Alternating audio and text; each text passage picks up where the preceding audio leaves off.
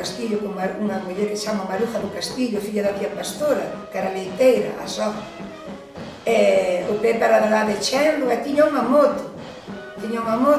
E viña caquela moto, e cando pasaba, aí vai o bombeiro. Nós en Cais conocémoslo polo bombeiro, pero si o grupo dele chamábase Os Catro Ventos.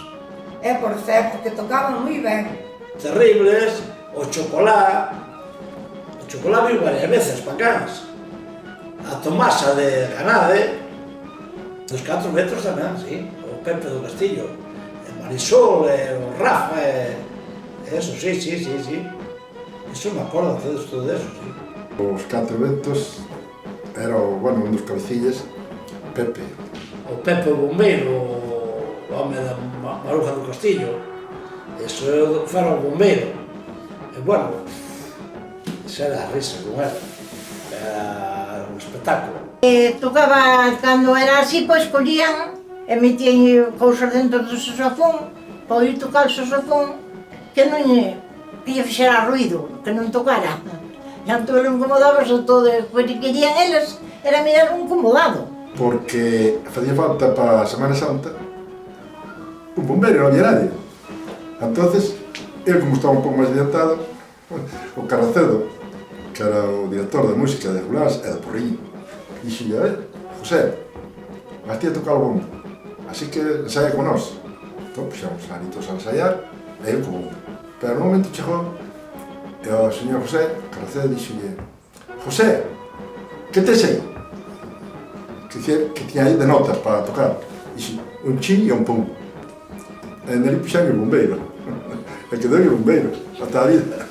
Meu pai, pois era o típico, un crío, daqueles tempos non había moito medio, e eles pois facían con canas, con canelas destas, pois facían uns buracos e dai empezaban a escoitar música que lle sonaba, e creo que había había xa un grupo que tocaba, el que oír a tocar a alguén que lle gustara tanto, dai creo que foi un pouco que lle saliu a el ese instinto de que lle gustaba a música. O meu instrumento era un bombo, foi comprado pois cando eu tiña 11 ou 12 anos, e ainda existe, que ten unhas pies medio apuradas, mas ainda existe. Valeu daquelas 5.800 pesetas en Villanueva, en Vigo, e iso, para andar polas romerías e a pasalo ben. O primeiro instrumento creo que foi un clarinete, o primeiro instrumento que el colleu, empezou a tocar, e despois empezaron a integrarse en grupos, un e outro. Daí foi como tamén foron conocendo a esa xente que tamén tocaban en outros grupos, pero despois uníanse e terminaban por facer grupos. Meu pai, por exemplo, antes de estar tocando nos Catro Ventos, pois estuvo tocando ele en outros grupos, iba ele a ensaiar a outros sitios, outras casas, non? Cando permitía que non viña un mellor dos que tocaba a gaita, tocaba a ele. Cando viña algún co mellor tiñan, porque la malo Guillermo non se tocaban o saxofón. E cando viña algún que non o tocaba, pois metían ese Pepe de Cans. Hasta que, pois, de alguna maneira, eso íbase desfacendo, pois, o típico, uníase, pois, montámonos un e tal. E foi cando viñeron a nosa casa e aí foi cando lle puxeron o nombre dos Catro Ventos. Bueno, o grupo Os Catro Ventos creou no meu pai, fonte do meu pai. El foi buscando xente, dun lado e do outro. Un era dunha zona, outro era de outra, eran de diferentes puntos, entonces, Os Catro Ventos, como dicía, o norte sobre este oeste. Por exemplo, quen tocaba a caixa que era un señor de Pías, pero non me acordo o nombre del, non me acordo. Despois acórdome de outro de que tocaba o clarinete, que era o señor José, o Cabadiñas, de Cela, ese sí que me acordo. Tocou tamén outro señor que tocaba tamén o outro clarinete noutra ocasión, xa foi noutra etapa, que era de Chenlo, chamábase Atilano. Acórdome do Cabadiñas, acórdome de Atilano, de Chenlo, que a verdade é que un home que collei moito cariño, porque era como, bueno, como un protector como ele era maior e eu daquela era unha nena, entonces, bueno, sempre estaba así moi pendiente de que todo fose ben e tal. Estaba, acórdome de Florentino, un señor que era de peinador. Tocaba o clarinete, tocaba o saxofón do tempo.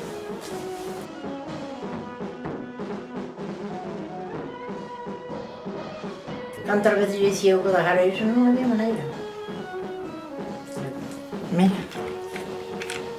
ten a súa chuela, por se afluxaba algunha chave, apertaba, e as cañas son estes.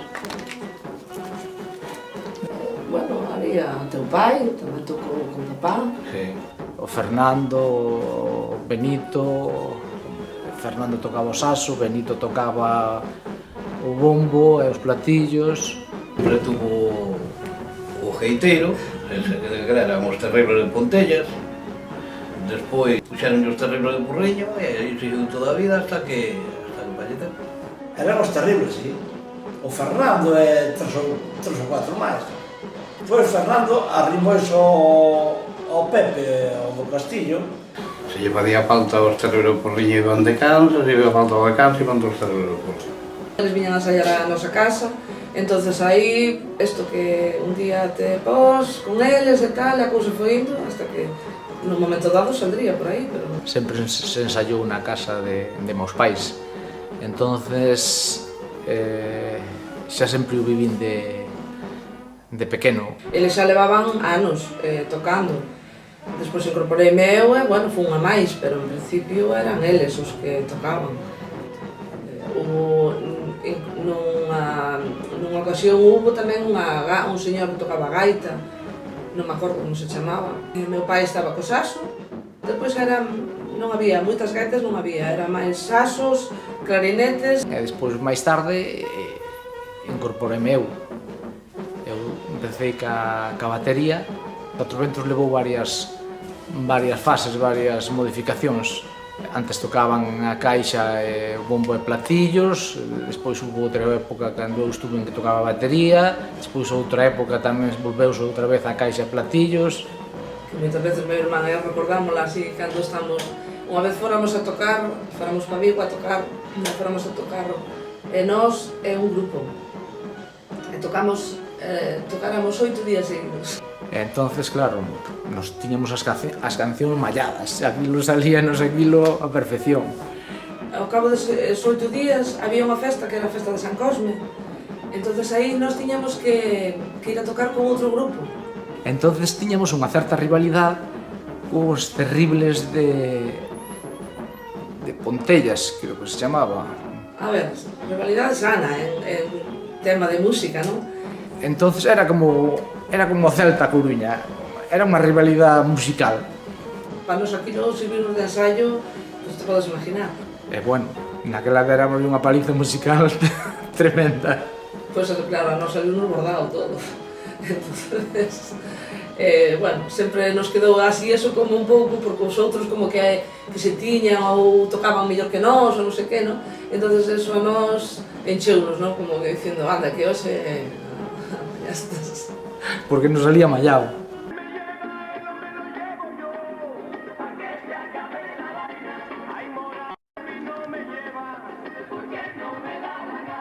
Sí, meu pai tocou aquí en Cans, tocou moitas veces, aquí chamábano para festas de San Esteban, chamábano para o ramo. No 26 non hai nada, e o 27 é cando se fai o ramo. Ese día era o máis que máis eu estaba esperando, porque entón aí viño o geiteiro. A mí gustaban moito os geiteiros máis casaranas. En primer lugar, gustaban primeiro máis os geiteiros. Pero despois vi as charangas, e bueno, un vai cambiando e tal, pero os geiteiros era outra cosa. Parece que chama máis, máis revolucionada a cousa, máis, non sei, máis... A mí gustaba máis. Porque non era só a festa de Asteo, sino o de coller os ramos a Asteo. Iso era o máis grande que había, porque viña Ahora vai unha orquesta, vai un conjunto daquela e o geiteiro tocaba seguido, e viña a tocar, a xente a bailar, había antes que había que botarlo de ali.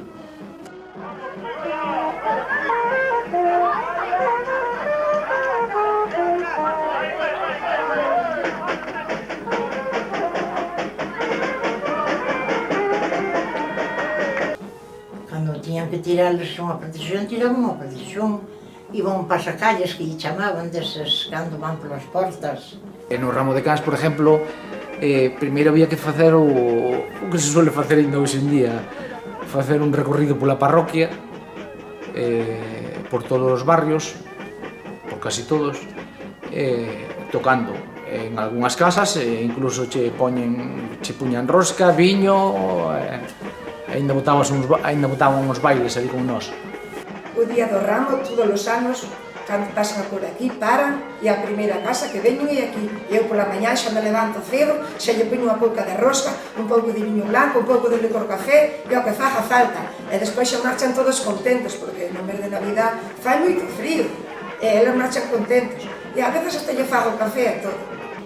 Sí, bueno, daquela, antigamente que che estaban falando, esa era unha festa, o ramo era unha festa. Entón todo o mundo collía unha cousa calquera, eu unha bandexa iba a repartir, e a mí deu-me porque estaba ali un cartillo. Un cartillo, xa me cacho unha toalla encima, un mantel, enriba, enchémolo de fijos, noces, do que había. E no medio, unha ola grande de viño chea. Entón, eu todo pola cartera, a botar, daba pola cartera partindo viño. E había un pardei, que xa se me tal. E non sei que foi a fazer unha aula, botou unha man e vai, virou un cartillo no medio da cartera.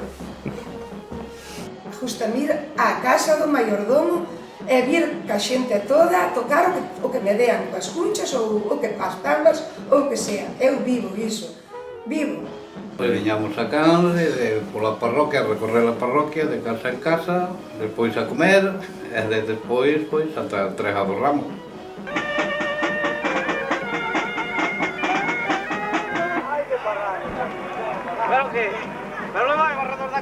Que dá un traballo para topar un obrero axustado, que non se topa encalado. Que sea algo bonito, que non sei. Que sea xeitoso, para levar, despois, claro, igual ao longo todo o camiño. Pois levan o ramo e entregallo, e hai que dar 3 voltas alrededor da iglesia, é unha tradición. Esperábamos a festa de San Esteban como aquel que esperaba a Dios. E era moi bonito. E todos os rapaces e xente atrás do geiteiro, e veña, que fora a chover, aquilo, unha alegría naquel Cans, era unha risa daquel tempo, Pero sí, me acordo de ver dos geiteiros, e a pillas a competencia, un do lado do outro, e veña, bueno, facía unha música a xente aí no torreiro, patorrabas. Ahora, moita xente ven aí, pois a mirar, ou vamos a mirar, que outras son deles.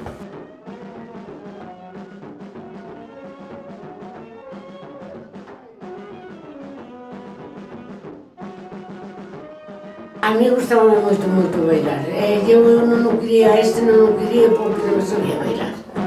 Ele andaba por detrás miña, pero nada.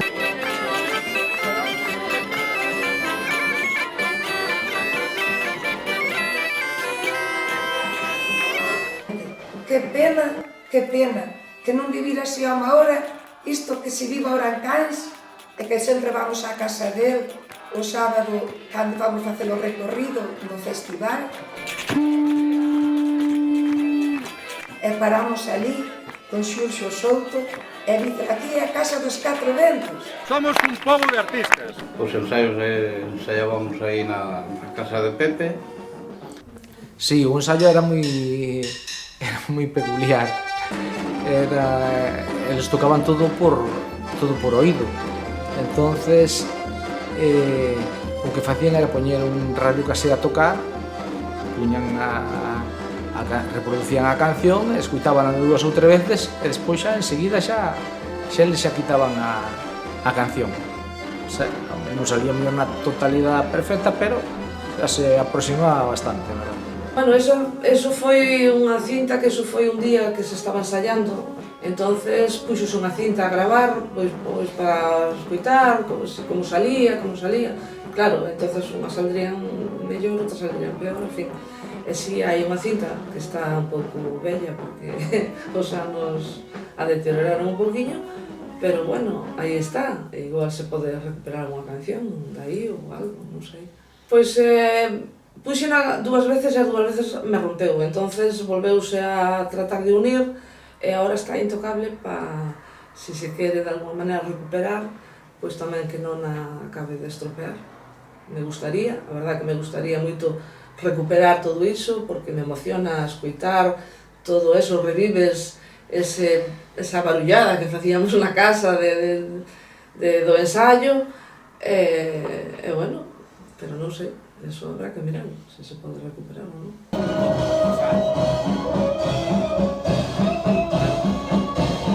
La esencia está totalmente.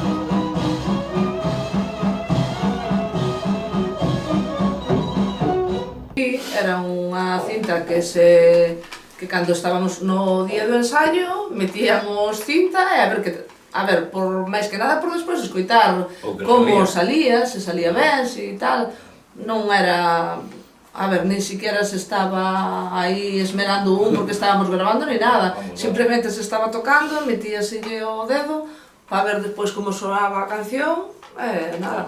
Que pasa? Que isto pois quedou aí de alguna maneira, non se borrou ou non... mira, pois cos anos te emocionas, escoitando isto, porque, a ver, non é que estea... Temos aquí fallos a barullo, pero bueno, era un día de ensayo, pero a verdade que oyes, escoitas isto e a mí por lo menos É que emociona. me emociona. Me ha totalmente raro, pues.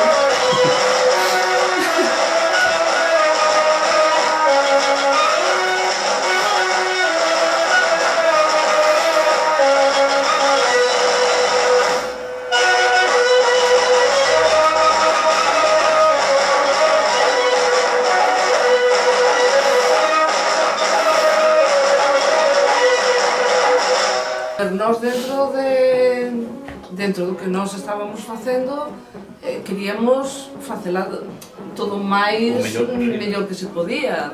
Claro, isto era de oído. Nos escoitábamos as cancións na radio que sonaban daquela. Entonces, claro, nós despois facíamos o que podíamos, claro, cos instrumentos, tampouco éramos profesionales, nós éramos aficionados todos nos gustaba a música, todos nos gustaba a charanga e facíamos o que mellor podíamos, pero bueno, sí. Pero bueno, non salían tan mal de fundo. De hecho, íbamos a todos lados, porque tan malos non eran.